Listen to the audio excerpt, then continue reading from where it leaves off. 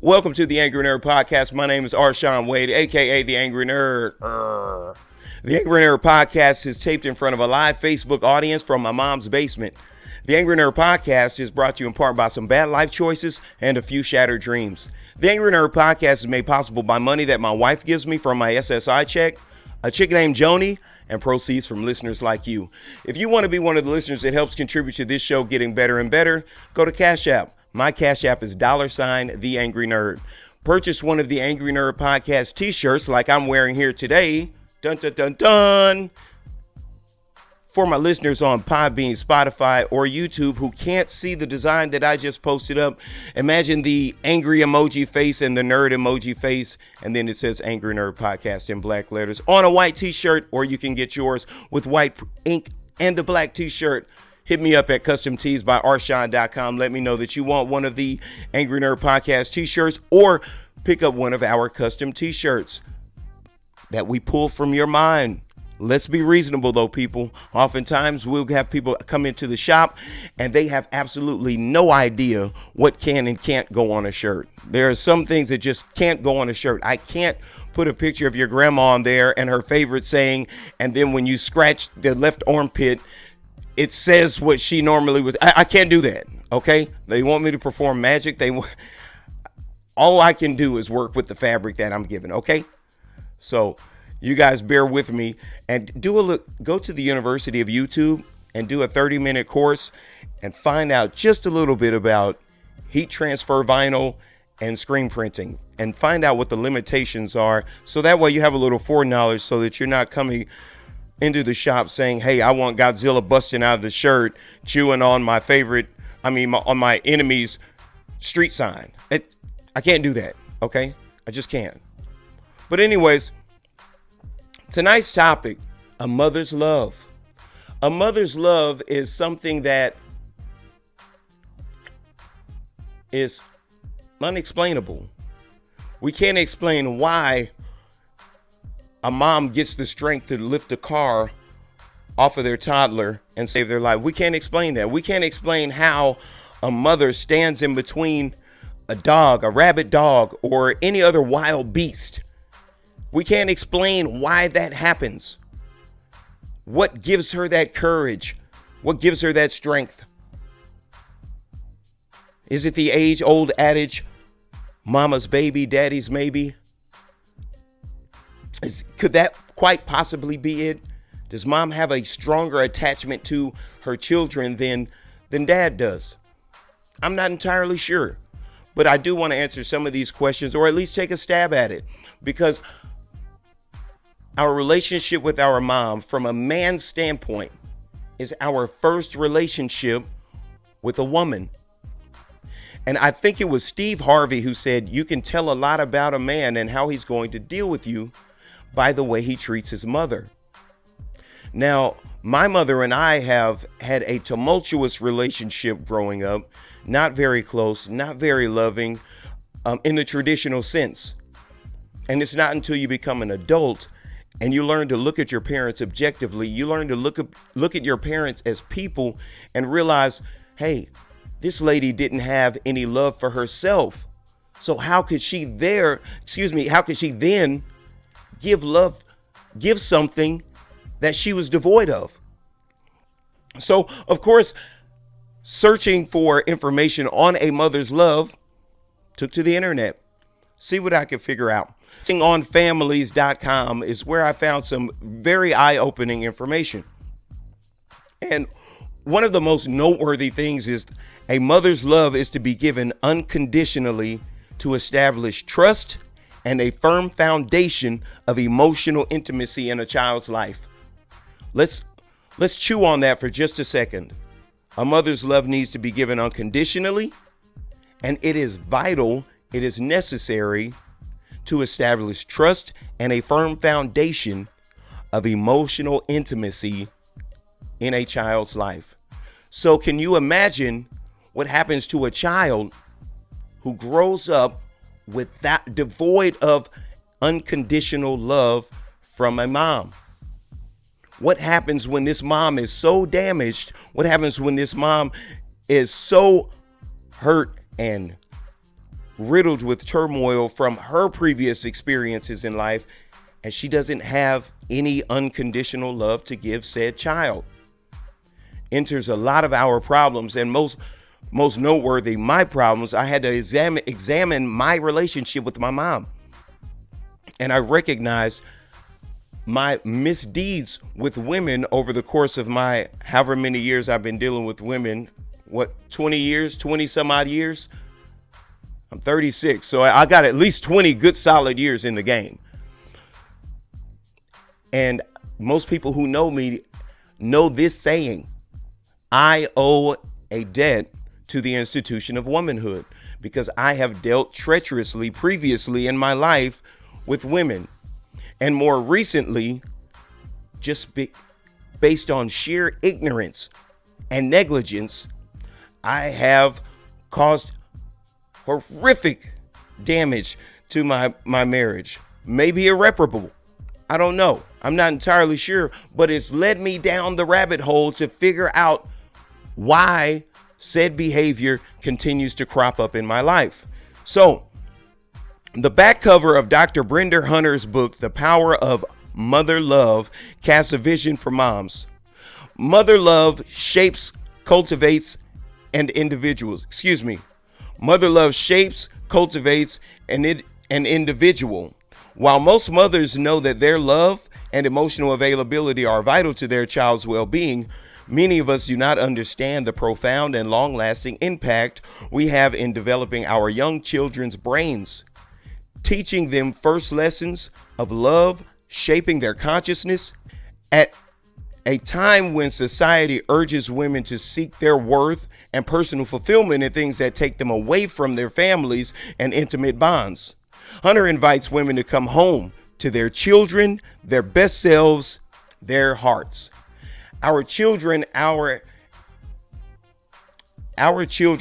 extensions are extensions of our natural lives. I know for myself, I'll sit back sometime and I'll watch my son, and I see him try to mimic my walk. I see him mimic my mannerisms, and it does something to me. It warms my, it warms my heart to see that. And that's as a dad. I can only imagine how much more that feeling is magnified in the eyes of a mom, because she carried this little person and molded and shaped and nurtured this little person in her body.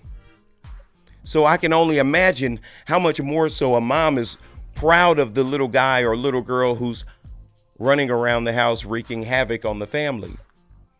But my question is, what happens when the ideal conditions for a mother's love are not met? Oftentimes, we look at our relationship with our moms and we can see a direct correlation between our relationship or lack thereof with mom, or our intimacy or lack thereof with mom, and our intimacy and relationships with women on the romantic side of the game. There is a direct correlation. Typically, guys who have the close relationship with their mom and they learn these things and emotional intelligence at an early age, they typically fare a little bit better in relationships than guys who are devoid of that.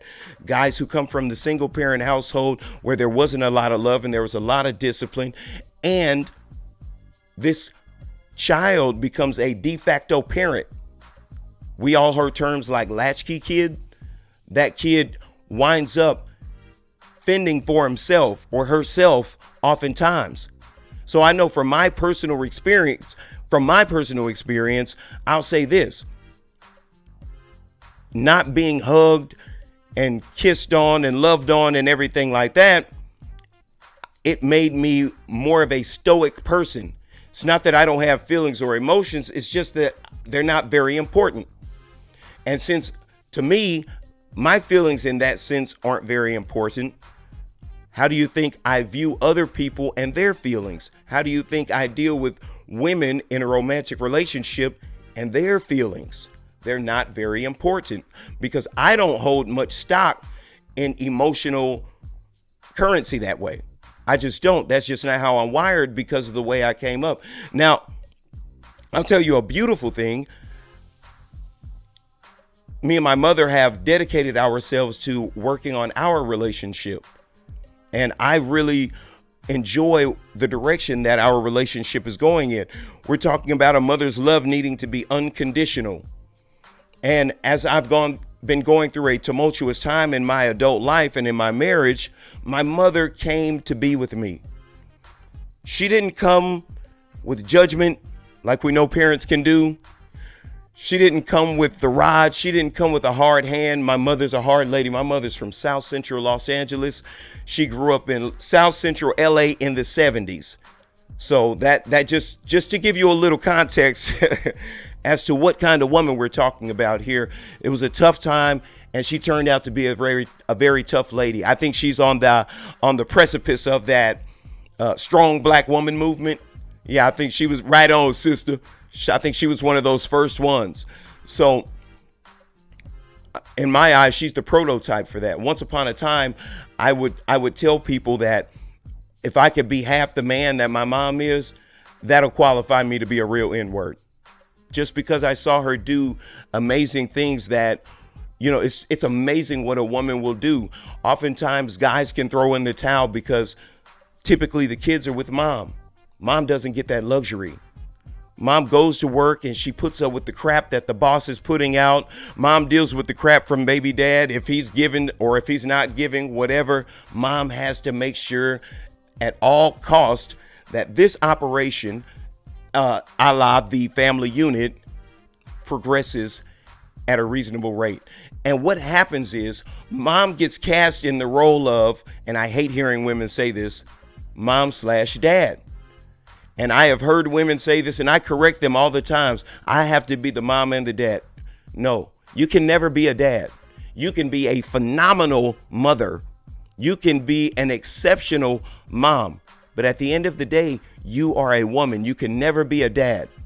And there's always going to be a void there.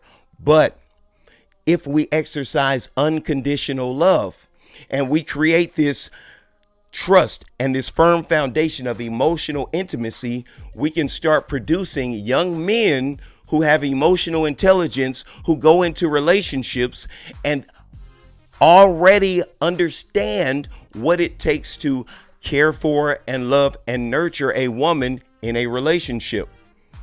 So what I found is I'm not a good morning text kind of guy, because I genuinely don't care how you slept, and I genuinely don't care how good the food was. I never asked somebody, was your food good?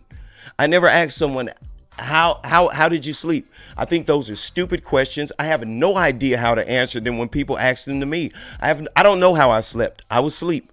I wanted to sleep. I went to sleep. I woke up, and I think that's good.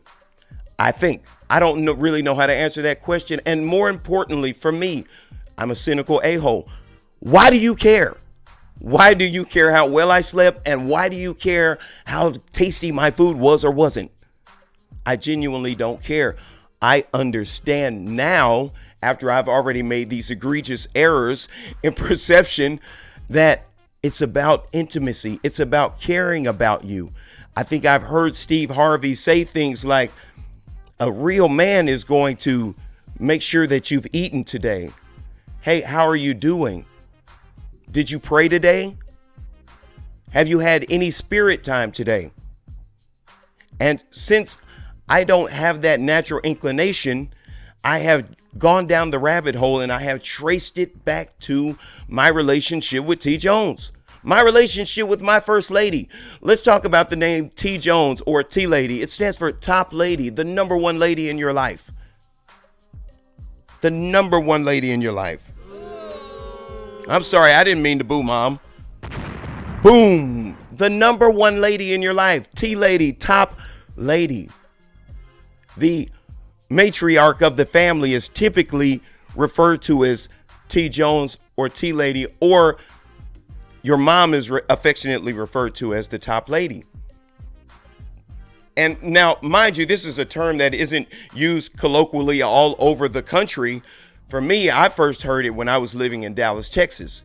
And from my experience, people from the Dallas or Texas area and surrounding states, that's where you kind of hear this language being used, T Lady or T Jones. And once I found out what it actually meant, I thought that was a very appropriate nickname and affectionate nickname for a mom. Now, moms have probably the most rewardless job, because at the end of the day, mom is going to go to war for you. And I had the distinct pleasure of having my mom go to war for me, in the form of coming to spend the weekend with me, helping me clean my house, get my laundry together. And in that moment, excuse me, I understood a scene in one of my favorite movies. My entire life, I thought The Color Purple was a comedy, because I guess I'm just a morbid SOB and I think it's funny. But after this past weekend with my mother, I understood the scene where Suge Avery sings the Miss Seeley Blues, and she sings the song to her, and she said, this song is dedicated to, it's called Miss Seeley's Blues because she scratched out my head while I was ailing. That sounds like total slave jargon. I had no idea what they were talking about. But once you find yourself befallen with a spiritual malady, with an emotional malady, with a malady of depression, you will understand what it means to appreciate someone who comforted you in a time of need. And for me, it was a very foreign experience, because my mother has never been an affectionate lady. She's always been like a hardcore lady. She's either a hardcore lady or a very feminine dude. One of the two. It's never been like, like that typical traditional mom thing. It's like I was raised by a mom gangster. And that's because of the environment that she was raised in. That was because of the love, care, and concern and affection that she didn't get. That's because of the emotional trust that wasn't established for her to get a firm foundation of emotional intimacy. So if you have an empty cup, you have nothing to put into another cup. You have to fill your cup before you can pour into someone else. And oftentimes this starts with therapy. This starts with some type of psychiatric help. This starts with some type of counseling. This starts with some type of act right. You got to figure out a way to get to that place so that it starts with the desire. I recognize something is wrong and I have a desire to change it. So as I'm reading I shared with you guys last week that I'm reading The Relationship Dismount by Zoe Williams, How to Stick the Landing When Exiting a Toxic Relationship. And I hate that title because it sounds gloom and doom, but it's actually a book that you should read before you start a relationship, if you're already in a relationship, or if you are at that crossroads where you guys have decided to pat pause and go your separate directions. It is the perfect book for anybody who's a human being.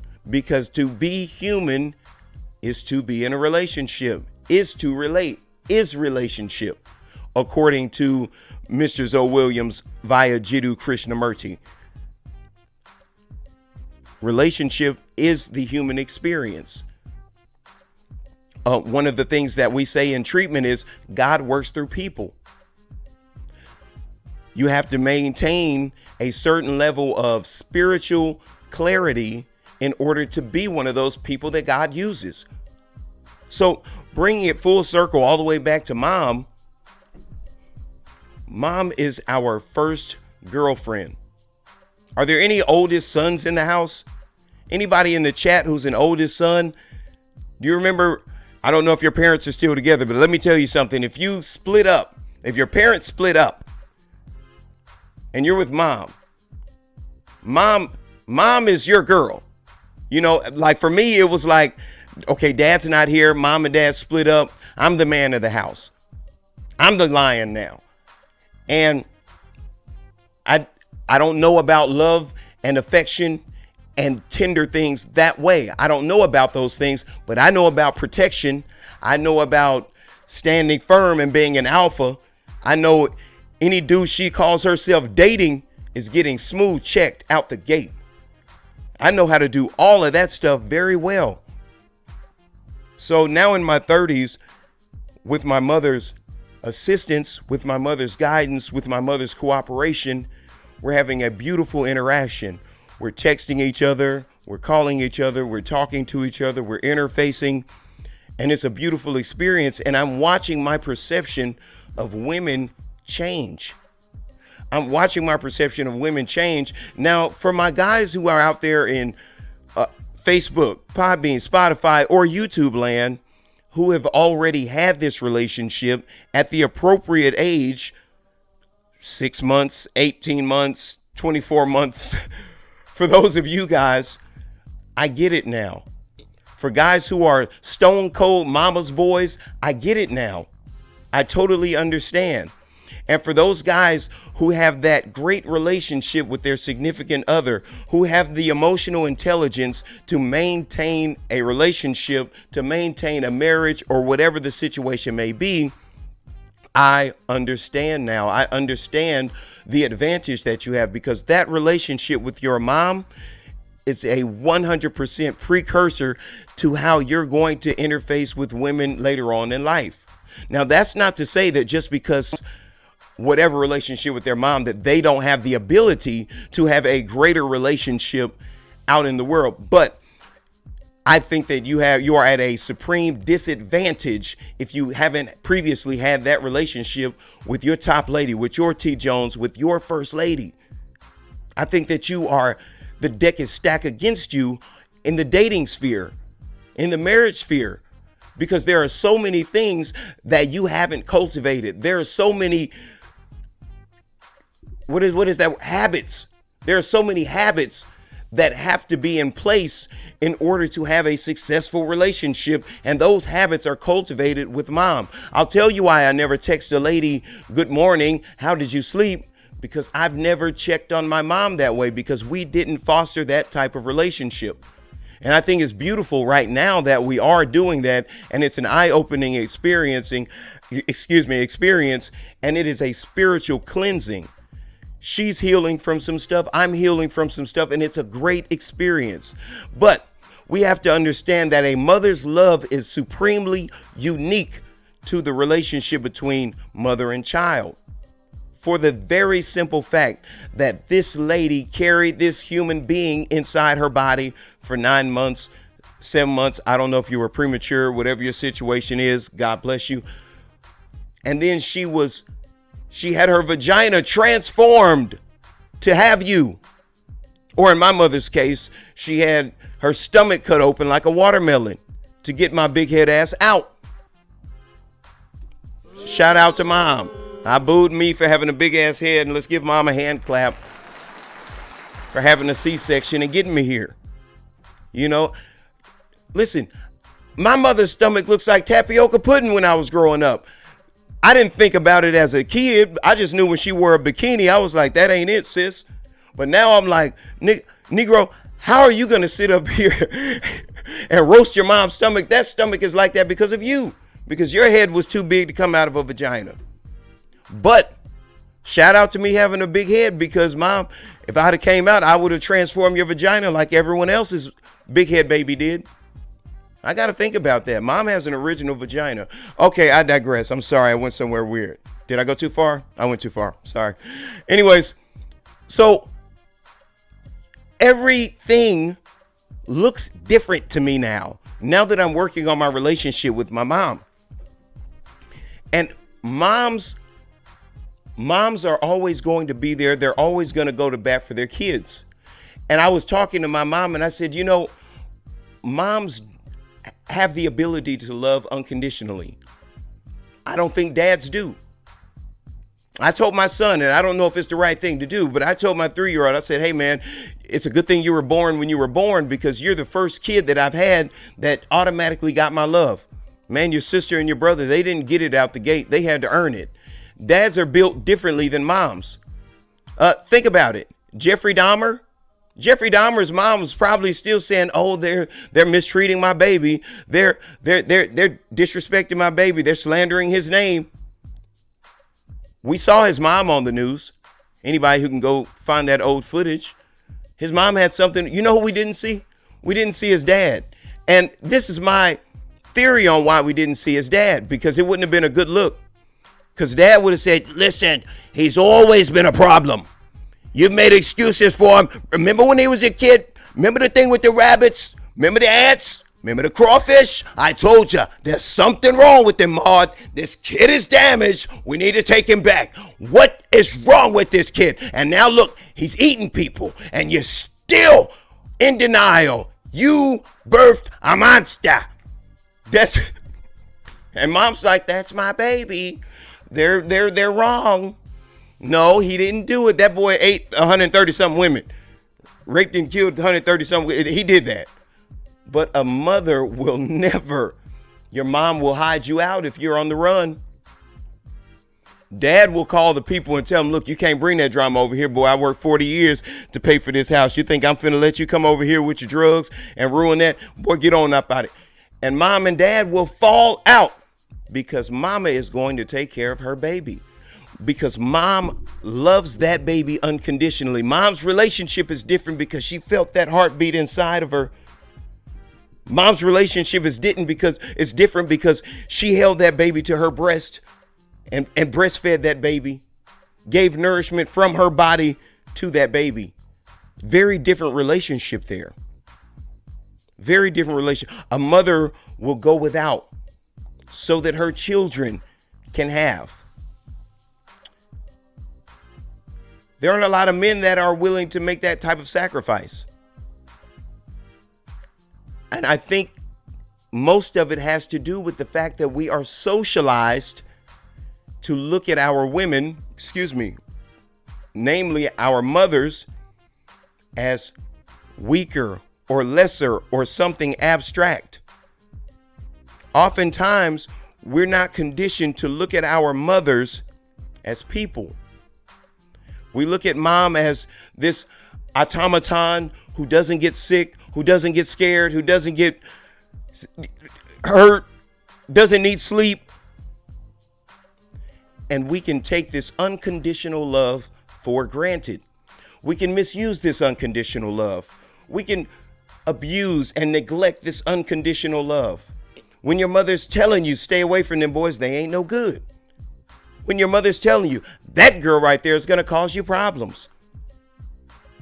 Well, I didn't have the firm foundation of emotional intimacy established with my mother based on societal conditions and based on economic conditions.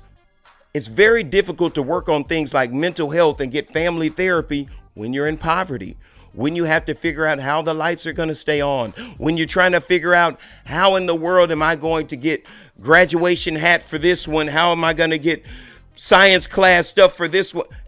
It's very difficult to be focused on things like love, care, and concern when you have to figure it out. And what we see is mom today has turned into morphed into a dude on the psychological side of the game. So moms aren't as soft as they used to be. Moms aren't as tender as they used to be. And what's happening is we're churning out a bunch of emotionally retarded young men who go out into the world. I say retarded respectfully and clinically. I'm not making fun of anybody. I know you guys probably, not the R word.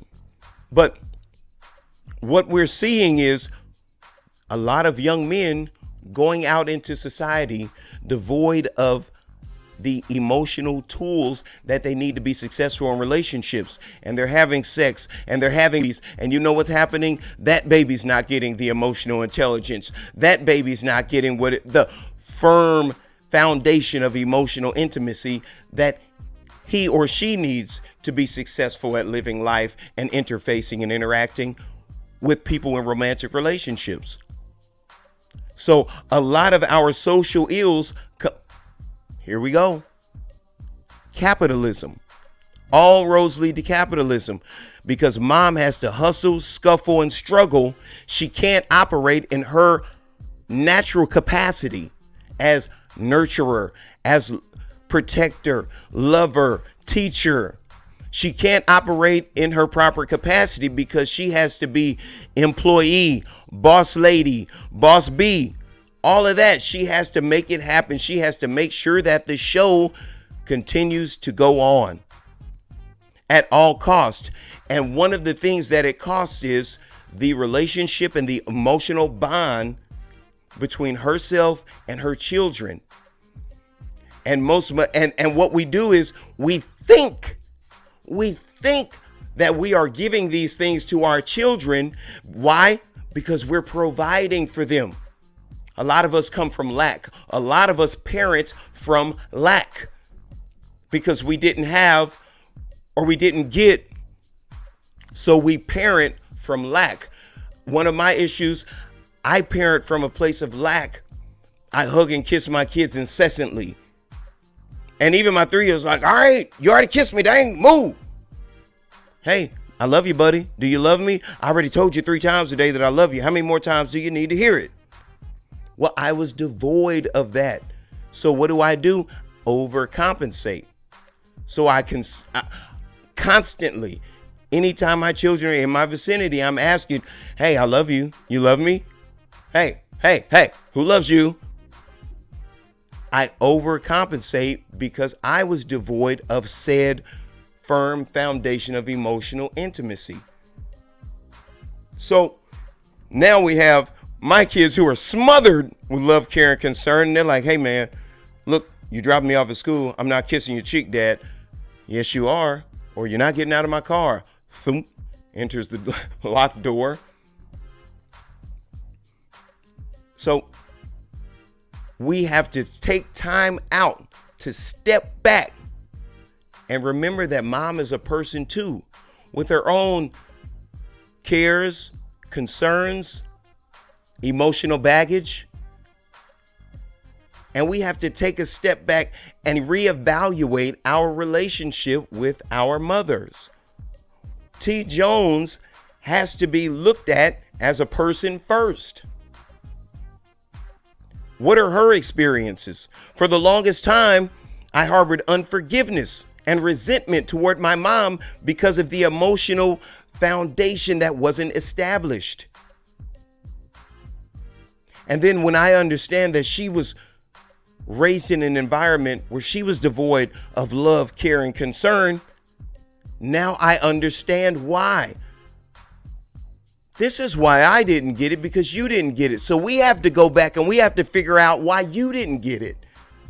Maybe grandmother didn't get it. Now we have to go back another generation, we've gone 4 generations already of people who are carrying emotional garbage. And it is being transferred and transit from generation to generation.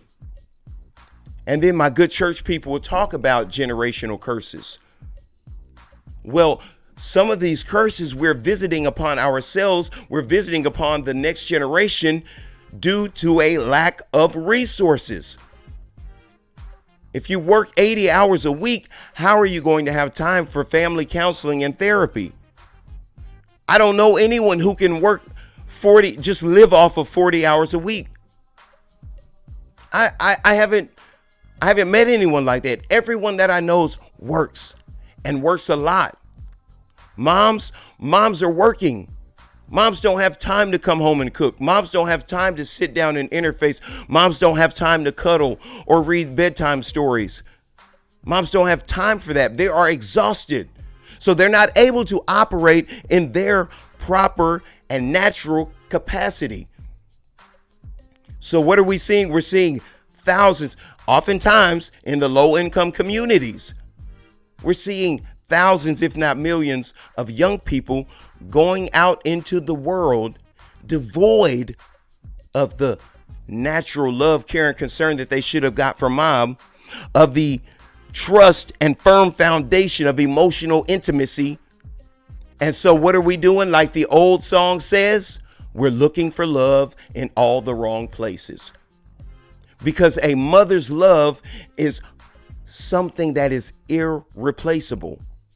A mother's love is something that is so unique and it is so special that there is no substance known to man to substitute for a mother's love.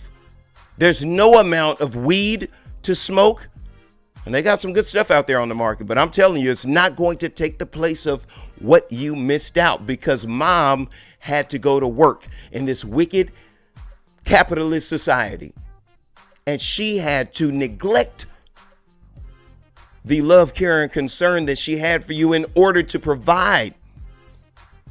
So I think that there are some people, just based on knowing how many people are having problems in their relationships right now, just knowing how many people I know personally whose relationship is an emotional roller coaster. Emotional roller coaster, loving you. Okay, I'm quit. Emotional roller coaster. So tired of you pacifying me. Emotional roller coaster due to mom not being able to give you what you need. So what we have to do is we have to figure out, if your mother has passed on, rest in peace, respectfully. But I think there are some activities that can be done to create a mock relationship with that mom. If your mother has passed on and she's no longer here, I would consider keeping a mom journal where you talk to your mom, where you share all of these things, all of these hurts, all of these concerns, these hangups, these issues, these blockades that are in your life due to not having the emotional intelligence that you needed to traverse the relationship sphere. Write a letter to your mom and just spill your guts. Because what I have figured out and what God has been righteous and awesome enough to show me and illustrate for me is that I'm never going to have a good relationship until I first be about the business of reparations to my first relationship with my first lady. And my first lady, thank God, because we have had a hell of a ride. Thank God that she is willing, and not only willing, but she has a desire to work on that relationship. So I'm super blessed in that respect, that I have a mom who's willing to say, hey, let's put all that in the past. There's nothing we can do about that. Only thing that we can do is build from here. I can't go back to when you were in the womb. I can't go back to when you were breastfeeding. There's nothing that we can do about that. That's done and that's gone. And let's deal with the aftermath of it, and let's rebuild. Let's clear the rubble. Let's clear the air. Let's talk about our issues. Let's talk about our problems. Let's heal. Let's get it out there in the open. Tell me about your feelings. Hold on. It's scary. I brought up the dreaded F word, feelings. Where's my bomb? Oh, that was a boo. Sorry. There's the bomb. And if you're wondering why you can't hear the bombs, you can't hear the music, you can't hear the drops, it's because you're going to have to go to Podbean, Spotify, or YouTube, one of these other platforms where you get the entire gamut of the Angry Nerd podcast experience until I get the new cable, and then I'll be able to bring the tunes and everything back to you guys in full effect.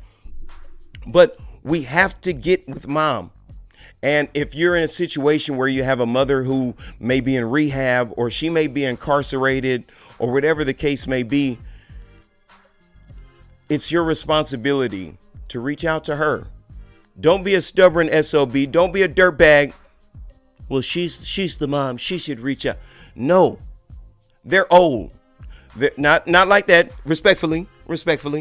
They're older. They come from a different school of thought. They don't have the information that we have. Because why? They didn't have time to go get information, because they had to make things happen. They had to make a way out of no way.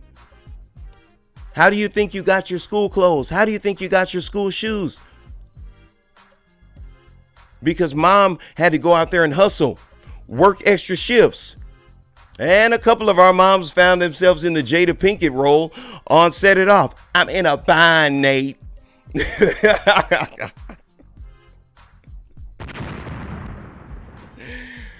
Hey, that's what a mom will do.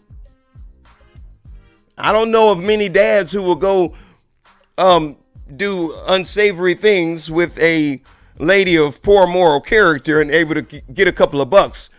To be able to get a couple of bucks and pay the bills, they're just going to be like, look, man, we're going to have to share this pack of top ramen, brother. But a mom, like I said, a mom would kill a brick and drown a drop of water about her baby. And that's a mom who doesn't come from the streets, isn't a gangster. She's a mother. There is nobody more powerful. There is nobody more impactful. And there is nobody more important in your life than that first lady. T. Jones, T. Lady. T. Lady is top lady. That's the number one lady. That is in the country world of Dallas, Texas, that is the highest praise that a woman can receive in the community. The title of T Lady, top lady. This is the matriarch of the family. Gam Gam. For my white brothers and sisters out there, this is the equivalent. T Lady is the equivalent of Gam Gam. Okay, you got it. All right. I had to slow down for you to catch up, but as long as you guys got it. Hey, John, what's going on? John Glidewell, my good brother, man.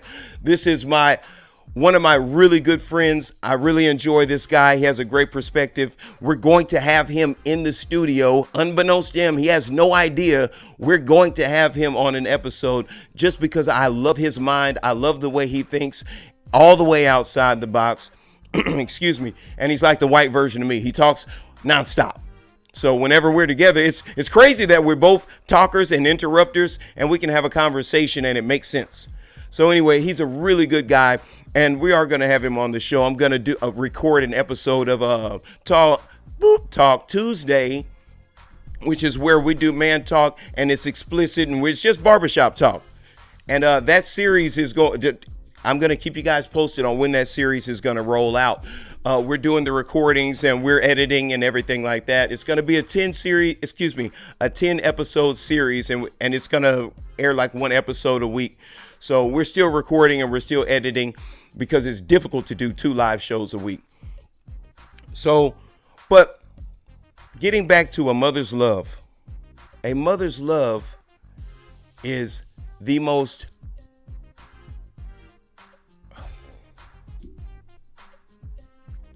A mother's love is irreplaceable. It's invaluable, priceless. And more important than that, it's necessary to become a fully actualized human being. Now, I know people get tired of me talking about capitalism, but capitalism is the culprit for most, if not all, of the social ills that plague this country. If mom didn't have to leave the house to hustle, to work, she could be home operating in her proper capacity as lover, nurturer, teacher, preacher, spiritual leader. She could be operating 100% in her feminine energy. She wouldn't have to take on the masculine characteristics of a dad. She wouldn't have to put on the armor that most of our mothers wear, as to why we look at them as if they're superheroes, as if they're superhuman, as if they don't have thoughts, feelings, and emotions, dreams, or aspirations. They're just mom. And I need you to do what I need you to do. And I need you to do it now, mom, or you don't love me. I guess I'm the only spoiled brat. A mother's love is invaluable. You can't put a price on it. And you also can't have healthy, fully functioning pro-social adults without it. So as we traverse the relationship highways and byways, I would behoove any man or woman who does not have that connection with their mom to figure out a way to create that relationship, because the relationship that you have with your mom or lack thereof is going to bleed over every single relationship that you have. Business relationships, romantic relationships, friendships. It's going to alter every relationship that a person has. So if you recognize that you're the common denominator in every relationship, friendship, business situation going awry, you may need to take a look at getting with your tea lady and getting down to some causes and conditions of why you all's relationship isn't what it should be, isn't what you would like for it to be. If you find yourself in a situation where you can't reach out to your tea lady, or it would put you at harm or put you at risk of injury or something like that, I don't know what the situation is, then you can use one of the other tactics, creating a mother journal or writing a letter to your mother. She may be incarcerated. She may have passed on. You guys may have had a great falling out, and it would put you at risk to contact her. Figure out one of these other activities that you can do, because at the end of the day, the key is to heal. The key is to get better. And you can only do that by doing the work. You can't just listen to me talking about it and saying, oh, got it figured out. Me and mom are going to have a great relationship now. It takes work. And if you're as absent-minded about things like that as I am, let me tell you what I do. And I have no shame in this. I set an alarm. I'll get on my phone. Everyone has a smartphone. You get on your alarm and you say, text mom. And you have that alarm go off every day and remind you to text your mom. I have one like that for my prayer. I have to remember to pray. Well, if I want God to do great things in my life, I got to remember to get a brother a little bit of time. So I have to set an alarm so I can remember to pray. Use the resources and technology at your disposal. Don't let what I'm saying be your only source of information. I might be talking out the side of my neck right now. Do some research. We always want things. We want a better relationship with our mom, but we're not putting in the work. Ancient wisdom, a la the Bible, tells us that a workman is worthy of his hire. And with a little poetic license, what that means to me is you're only going to get what you work for. You don't work for it, you're not going to get it. Why do you think you're going to have a great relationship and you're sitting on the couch drinking Budweiser instead of actually interfacing with your partner? How do you think you're going to get a great relationship with your mom if you never visit her, if you never contact her? Reach out. They are hardened by the lifestyle that they've had to live, because they've had to put on all these masculine traits and squash down and bury their femininity to be tough, to be rough, and to provide and take care of their family. So it's not on mom to reach out. It's on us to reach out, because we are the free thinkers. We are the step outside the boxers. We are the ones who have to make the effort, because mom was too busy being about the business of the family to invest in any of these emotional or spiritual activities to create the firm foundation of emotional intimacy. So it's on us, because mom's hard work put us in a place where we can receive information. Mom's hard work made it to where we had an easier life. It could have been a lot worse. As bad as you think it was between you and mom, as bad as you think life was, it could always be worse. Trust me.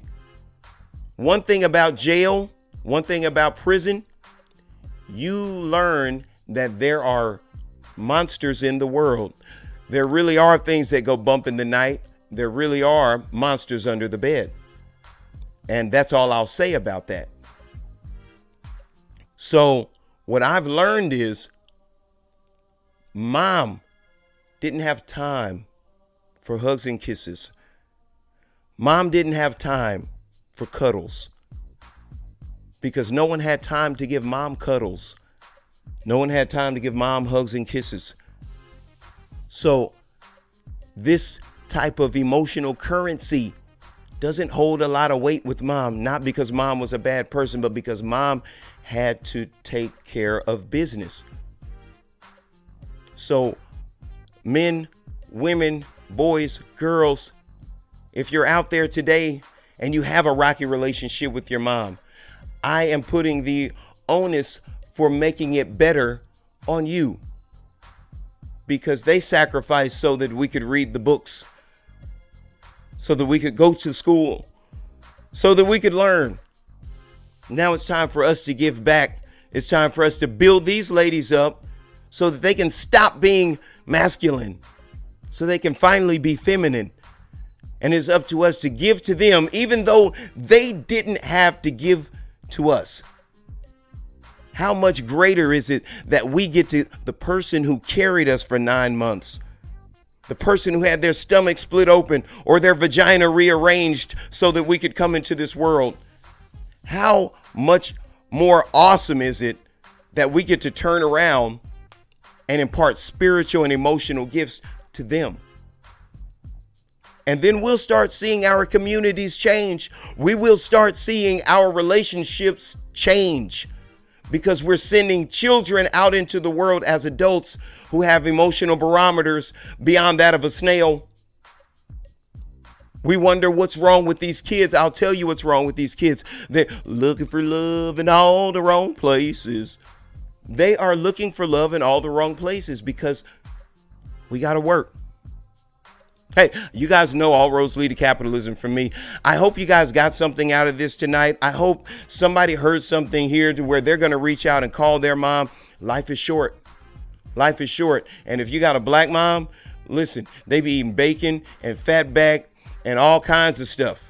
They be eating the worst stuff in the world. So you got to make sure you take advantage of the opportunity to lock in with your mom. These heifers be eating pig feet and hog maws and stuff like that. They might not be here. So we got to teach them about quinoa. You know, we got to teach them about veggie patties. We have got to get mom off the salt pork. Let me tell you, there's nothing better than a salt pork and an egg sandwich. I've been a vegetarian for 10 years, but let me tell you, I remember the pig was the greatest tasting thing in the history of life. We got to get them off that stuff. You saw they cut Big Mama's foot off in soul food. We don't want that to be our mom. We can't intervene. We can't help mom get these new habits until we decide to work on our relationship with mom so that we can have the rapport to say, heifer, you can't eat that. You don't feel like you have the right to say that when you don't have a relationship with your mother. I can't wait till I can get to the point where I can just tell a heifer, put that down. That's not what you're supposed to be eating. My name is Arshawn Wade, aka The Angry Nerd. You guys have been great. Thank you for listening. Good night. Peace.